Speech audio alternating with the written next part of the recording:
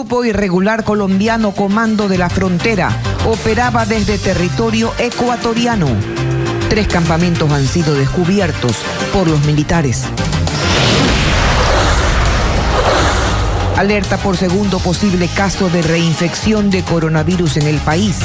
Un médico posgradista que se enfermó en abril vuelve a dar positivo ahora en agosto. Aumenta la demanda en las unidades de cuidados intensivos en Quito. Las camas en su totalidad están ocupadas por pacientes críticos de COVID-19. Aparece en un video el asambleísta Eliseo Azuero, requerido por la justicia en el caso Pedernales. Rechaza las acusaciones en su contra.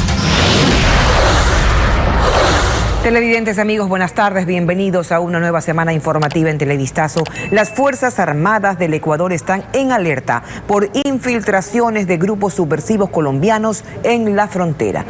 Hola, Denise. ¿Qué tal, Tania? Amigos, buenas tardes. Hasta el momento se han encontrado armas y municiones en 3 bases clandestinas en Putumayo. Paul Romero acompañó a las autoridades en un recorrido en Sucumbíos y preparó un informe.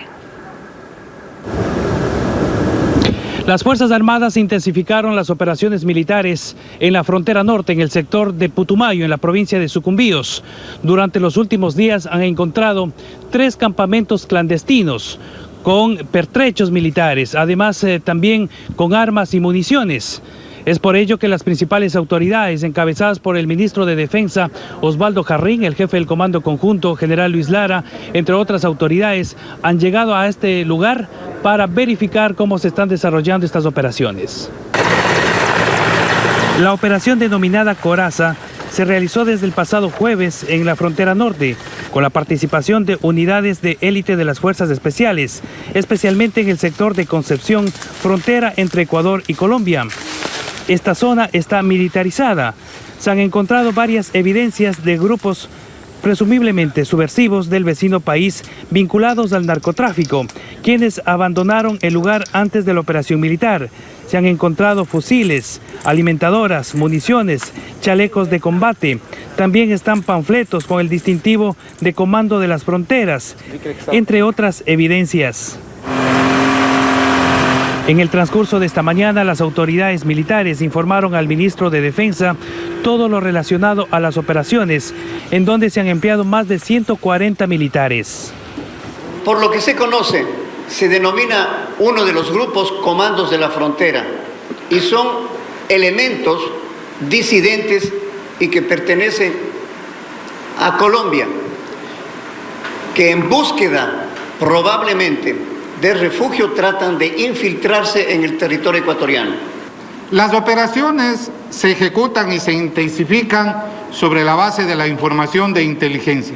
Y es así que aproximadamente el 25 de agosto iniciaron las operaciones en el área desde Puerto Rodríguez hacia el sector de la Concepción. En la última operación militar que se realizó este domingo se encontró inclusive una caleta con lanzagranadas, miles de municiones, chalecos de combate, entre otras evidencias que en este caso las autoridades han entregado a la Fiscalía de Sucumbíos para las correspondientes investigaciones. Gracias a Paul Romero. 4 policías heridos es el saldo de los incidentes registrados durante un operativo de control en el centro de Quito. Los uniformados fueron agredidos al ingresar a una vivienda donde habían más de 80 personas en una fiesta sin medidas básicas de protección. Andrea Báez nos cuenta que uno de los agentes incluso recibió mordiscos. Es el subteniente Dani Cusco. Nos muestra parte de la sutura de su cabeza. Son 8 puntos y la mordida en su pierna. Una persona que iba a ser detenida lo hizo. Al intentar evacuar, me intentaban retenerme en el domicilio y una persona procedió a morderme. En ese momento siento que un golpe me cae desde el 3er piso de este domicilio. Me lanzaron desde el 3er piso una meseta de metal. Ocurrió en este operativo de control mientras más de 80 personas participaban de una fiesta clandestina en una vivienda ubicada en el Panecillo, centro de Quito. Aglomerados, sin respetar el distanciamiento ni utilizar mascarilla, y algunos hasta en estado etílico. Se rehusaban a presentar documentación y a evacuar el lugar. Y las agresiones comenzaron. Así lo confirma el subteniente Hans Figueroa, otro de los 4 policías que resultaron heridos en el operativo. Claro, hubo golpes, hubo arranchones en la parte de las costillas con los codos. Piedras, palos, licor artesanal, botellas de vidrio, vasos de vidrio. El coronel Patricio Sarabia, jefe del distrito Manuela Sáenz, señala que la mayoría de policías fueron diagnosticados con una incapacidad de hasta 15 días. En el operativo, 4 personas fueron detenidas. Que fueron identificadas e individualizadas en su acción, de que la figura jurídica que estaría en juego sería el ataque y la resistencia que objetivamente se lo podría sostener. Según el reporte, una funcionaria de la Agencia Metropolitana de Control también fue agredida y tendrá que ser operada. En Guayaquil se registra un posible segundo caso de reinfección de COVID-19. El afectado es un médico posgradista que se enfermó en abril y que ahora volvió a dar positivo a coronavirus. Diego Cuenca nos informa que este caso ya ha sido reportado al Ministerio de Salud, que aún no se ha pronunciado. Fueron las autoridades de la Universidad de Especialidades Espíritu Santo que dieron la alerta sobre un posible segundo caso de reinfección de COVID-19, esta vez en Guayaquil. El paciente es un médico posgradista de 30 años que dio positivo para coronavirus en abril pasado, pero ahora en agosto presentó síntomas, por lo que se realizó una prueba de hisopado que confirmó que el virus había regresado. Así lo anunció José Barberán, decano de la Facultad de Ciencias Médicas. Este mismo paciente se presenta en nuestro laboratorio por sintomatología y sale nuevamente positivo. Entonces, en base a eso, ¿qué es lo que hacemos nosotros? Vamos a hacer la secuenciación del virus para conocer si es el virus que ha mutado o qué virus es el que está afectando.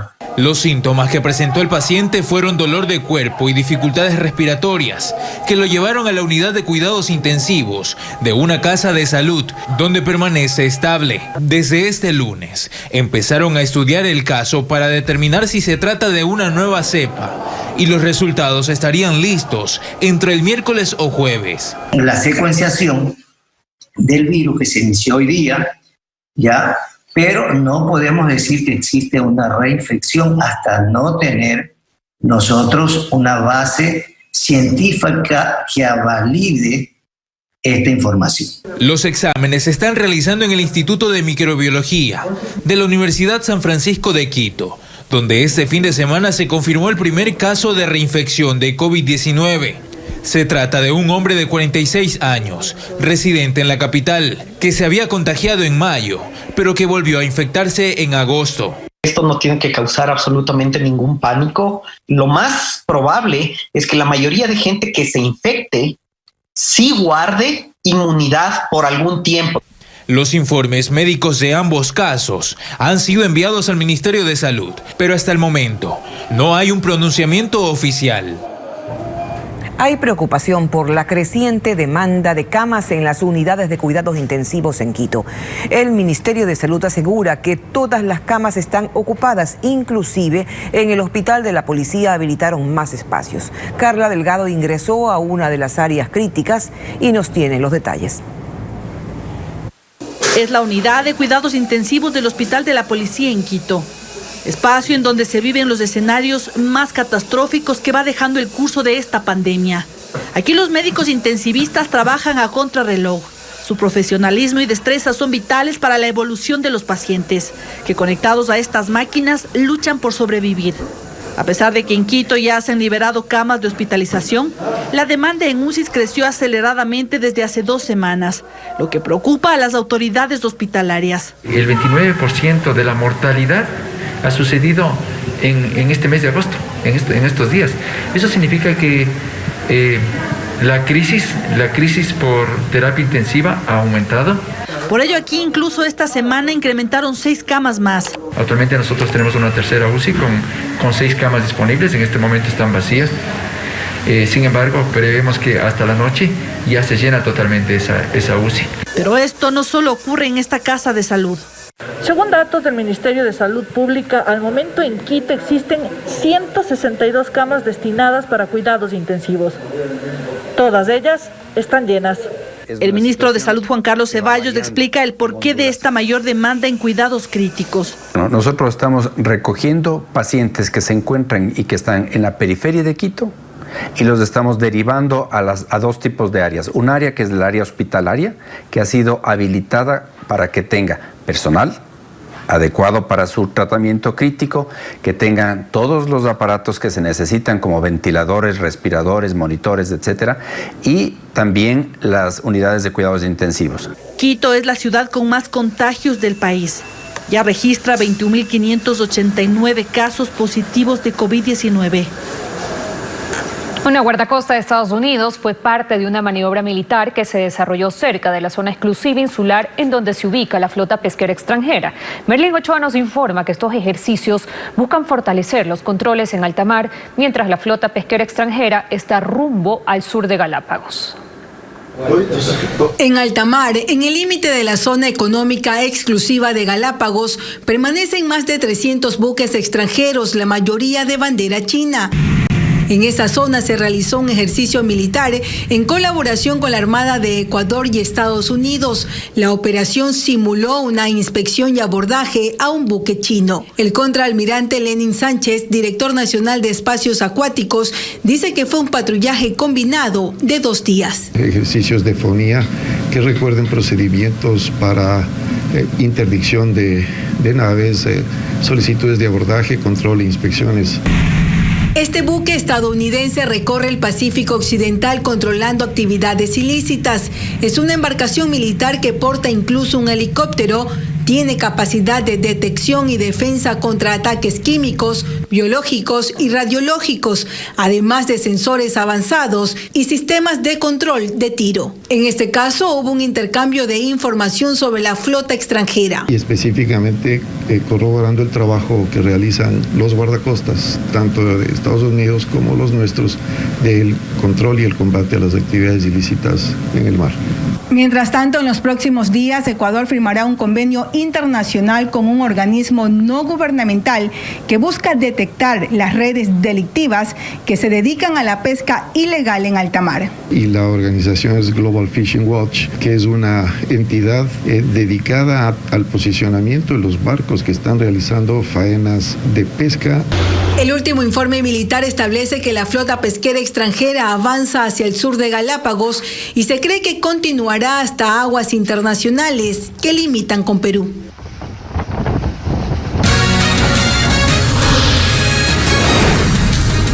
Vamos a la pausa y al regresar, Gustavo Larrea y Paul Carrasco aceptaron sus precandidaturas a la presidencia. El miércoles vence el plazo para que los postulantes realicen el trámite ante el Consejo Nacional Electoral. Y también nos acompaña ya en nuestros estudios la ministra de Gobierno, María Paula Romo. Hablaremos sobre las conversaciones con Daniel Mendoza y la posible renuncia de la vicepresidenta María Alejandra Muñoz.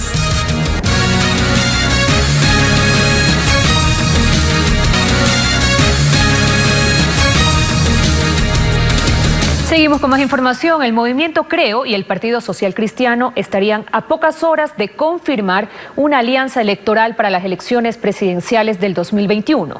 Televistazo conoció extraoficialmente de fuentes de ambos partidos que se habría acordado apoyar una candidatura unificada entre la lista 21 y 6, respaldando la postulación de Guillermo Lasso.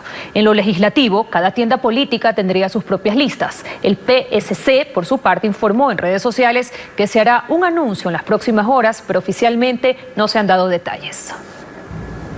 Hasta el momento 5 son los binomios presidenciales que han aceptado sus precandidaturas ante el Consejo Nacional Electoral.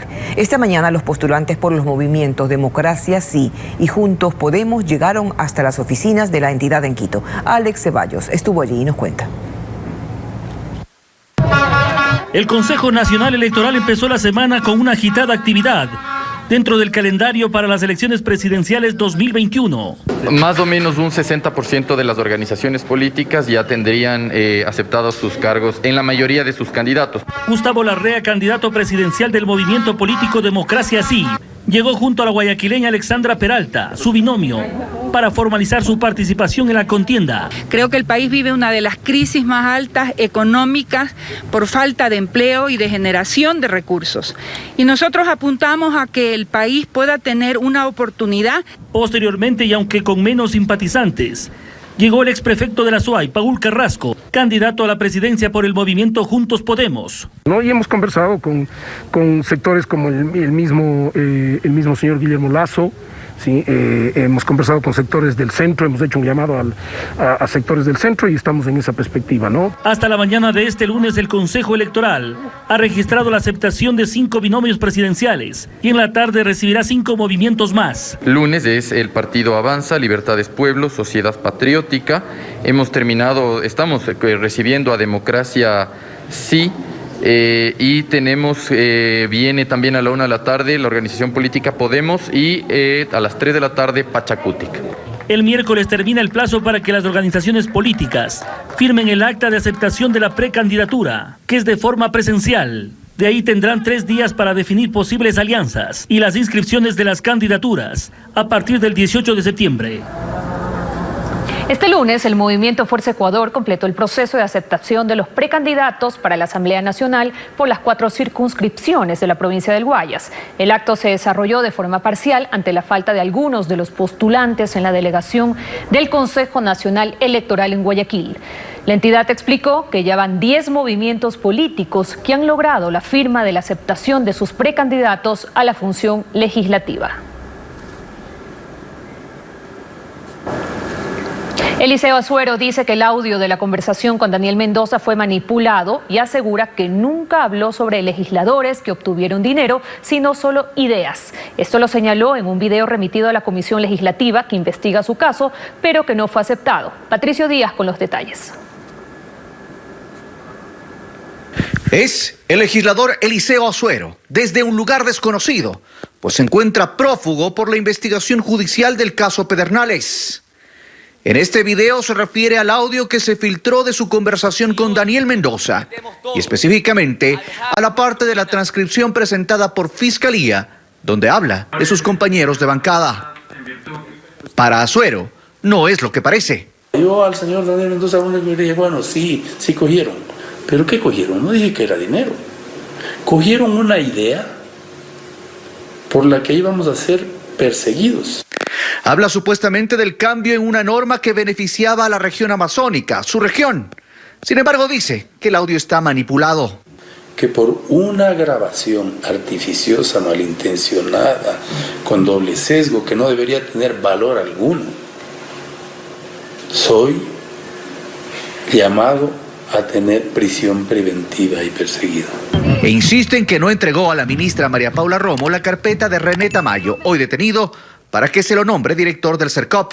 También habla de que existen algunos legisladores de la bancada Abadi que le pidieron puestos.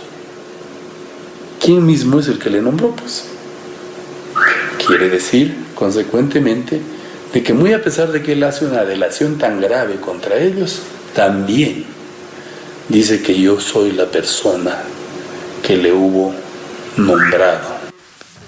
Azuero cuenta que Mendoza lo sorprendió en su casa para tener esa conversación, que fue personal y que le pidió ayuda con la ministra Romo y el presidente de la Asamblea para que no lo vinculen. Como anunciamos, nos acompaña la ministra de Gobierno, María Paula Romo. Gracias, ministra, por estar en nuestros estudios. Se ha adelantado que la Asamblea Nacional se apresta a llamarla a un juicio político, al igual que el ministro de Finanzas, Richard Martínez. Si nos dejamos llevar por la votación abrumadora dentro del Legislativo, 4 días atrás, 123 votos para pedirle al presidente Moreno su remoción, podríamos entender que hay los votos para censurarla. ¿Está de acuerdo? Tania, buenas tardes. Muchas gracias por la invitación.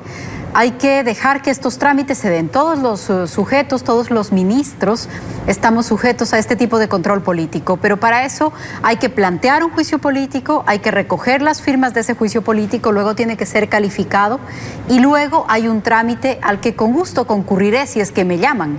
He ido a la Asamblea Nacional en 36 comparecencias distintas y he enfrentado 3 juicios políticos previos, así que de darse este tipo de trámite, pues me someteré a él como cualquier funcionaria y responderé lo que sea necesario. El resultado se verá con el tiempo y espero que después de escuchar mis respuestas. Ministra, ¿cómo le hace sentir la actitud de la Asamblea? Por un lado, pedirle al Ejecutivo su remoción. Por otro, no mirar su propia situación. 60 legisladores con problemas con la justicia. Sí, la situación de la Asamblea no es una situación sencilla, Tania. Tenemos un momento de amplio debate y además una serie de investigaciones. Creo que también hay que ser muy cuidadosos en no generalizar. Yo he tratado en estos años con legisladores muy comprometidos con el país, muy responsables, que velan por los resultados, que revisan cada una de las leyes. Ministra, pero 123 votos. Así es, Tania, y fue la misma votación para destituir a Daniel Mendoza. Se unió en una sola votación en algo que yo creo que debió haberse manejado por separado. Lamentablemente se emocionó así. A pesar de eso, le sigo diciendo, creo que en la Asamblea hay una serie de temas que deben dilucidarse. Yo seguiré refiriéndome a la Asamblea y su trabajo de manera respetuosa, pero también enfrentando las verdades y denunciando a los que tengan que ser denunciados, como lo hice en su momento con Mendoza.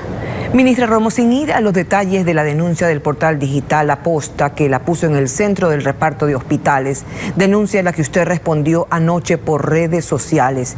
Inquieta que en esa respuesta suya haya veladas amenazas a los periodistas y ella también el uso de información privada de su parte, de los chats privados de los periodistas. En un gobierno que se ufana de respetar la libre expresión, ¿cómo lo entendemos?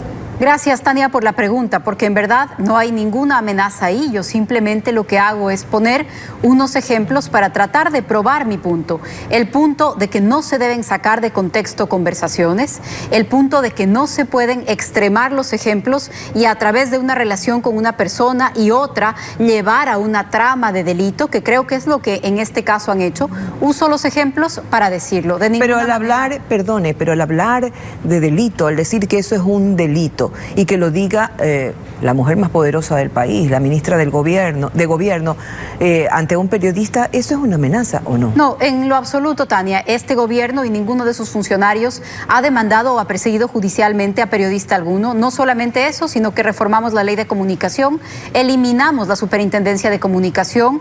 Yo he llevado adelante esa lucha antes de ser ministra, también siendo ministra, así que de ninguna manera debe entenderse así, pero lo que sí me interesa es hacer una clara diferencia entre la crítica y la imputación, la falsedad al acusarme de un delito frente a lo que sin duda voy a responder. Ministra, ¿ha pensado en algún momento que podrían darse la mano con los periodistas de La Posta y otros? Está bien, se puede discutir, se puede estar en desacuerdo, pero con respeto, sin veladas amenazas. Así tiene que ser y yo insisto, Tania, no he amenazado a nadie, nunca lo hago, pero respondo con frontalidad y si es que me acusan de un delito, me acusan falsamente de un delito, manipulan mis conversaciones y arman un relato con el que no estoy de acuerdo, voy a responder con la misma frontalidad que me ha caracterizado siempre. Ministra, ¿puede confirmar o negar una disputa con la vicepresidenta María Alejandra Vicuña por el Código Integral de la Salud? Es cierto que la vicepresidenta María Alejandra Muñoz, estaría dispuesta a renunciar si el Ejecutivo no veta, por ejemplo, los artículos polémicos que supuestamente favorecen al aborto, el vientre de alquiler y otros. Niego tajantemente esos chismes y esa telenovela que se ha armado en redes sociales este fin de semana. En lo absoluto, las conversaciones sobre los temas tan importantes para el país se dan en estos términos. He estado trabajando con la vicepresidenta esta misma mañana, tratando todos los temas que son de interés del país. ¿Y trataron con la vicepresidenta Muñoz este tema, el tema del Código Integral Penal? No hemos conversado a detalle todavía sobre el Código de la Salud, pero estamos revisándolo, por supuesto. Y le repito, niego tajantemente ese culebrón que se armó el fin de semana en redes. Hay que ser muy cuidadosos con los chismes. El culebrón también se viene por su ropa, lo que usted ha vestido hace pocos días para la portada de una revista. Vi también en redes sociales ese culebrón, tengo el dato conmigo.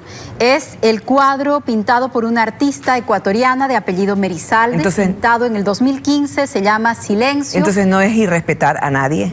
Y lamento si alguien se incomoda con lo que me pongo, con lo que no me pongo, pero no tiene relación alguna. Y creo que están tratando de buscar un conflicto donde no existe. Que lo lamenta, bien. Una última pregunta, ministra. La infiltración de grupos irregulares en territorio ecuatoriano. Hoy se ha confirmado que en territorio nacional operaba el Grupo Irregular Comando de la Frontera, Grupo Colombiano. ¿Estamos preparados para enfrentar esto? ¿Cómo podemos darle la batalla, pues? Claro que estamos preparados y nos preparamos todos los días para eso. Lo ha dicho el ministro Jarrín esta mañana. Esta es una de las amenazas que enfrentamos de manera permanente en nuestra frontera y nuestras Fuerzas Armadas trabajan en coordinación también con las Fuerzas Armadas de los países vecinos para poder hacer frente a esta amenaza. Eso es parte de su responsabilidad y la llevan adelante, como lo ha descrito esta mañana el ministro Jarrín. Gracias a la ministra de Gobierno, María Paula Romo, por estar con nosotros. Regresamos. Muchas gracias. Continuamos con más información. En el puerto marítimo de Guayaquil, durante una inspección realizada en las últimas horas, la Policía Nacional incautó más de 2 toneladas de cocaína ocultas dentro de contenedores. Agentes antinarcóticos encontraron 31 sacos de yute con 2.250 paquetes que tenían como destino Bélgica. El cargamento está valorado en Ecuador en más de $4 millones y en Europa alcanzaría los 84 millones, según informó la policía. Las autoridades investigan a qué organización narcodelictiva pertenecía esta droga. En medio del estado de excepción, un reo fue asesinado dentro de la cárcel de Riobamba. La víctima recibió varios disparos por parte de otro preso mientras esperaba su almuerzo. María Gabriela Carpio nos tiene un informe con el apoyo de nuestro corresponsal Ángel Pilatuña. El asesinato ocurrió este domingo en el Centro de Privación de Libertad de Riobamba.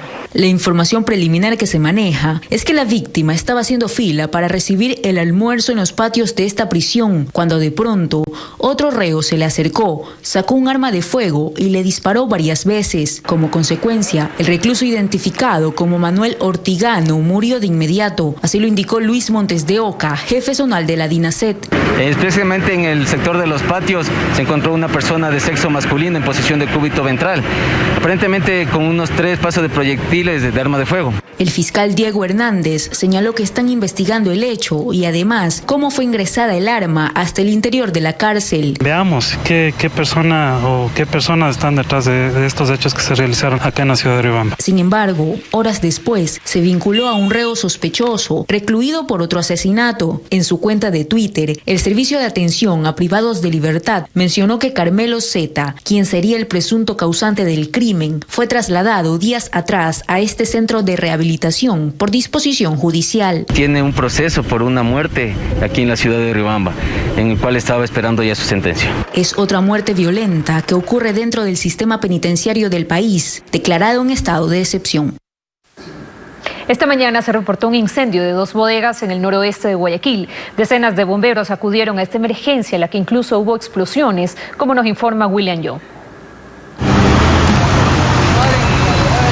En redes sociales se publicaron algunos videos que muestran la magnitud de este incendio estructural en 2 bodegas de productos químicos en la zona industrial de Guayaquil. Columnas de humo se observaban desde varios kilómetros.